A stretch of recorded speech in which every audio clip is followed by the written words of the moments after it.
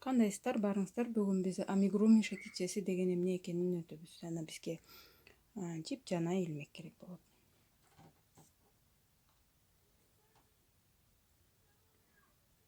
Кыска жагын кармайбыз.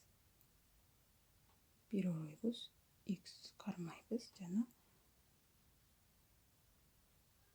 жипти илип алабыз. Жылмакай илмек жасап алабыз.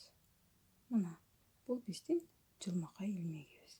Эми эки жипти бир кармайбыз дагы. 6 жолу жөнөкөй мамыча токуп чыгабыз.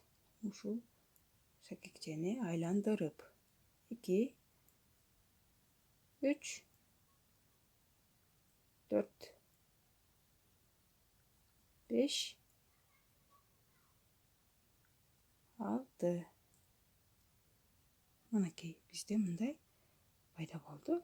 Эми ушул кыска жипти тартканыбызда бизде мындай тегерекче пайда болуш керек. Аны биз биринчи токуган мамычабызга илмекти салабыз дагы.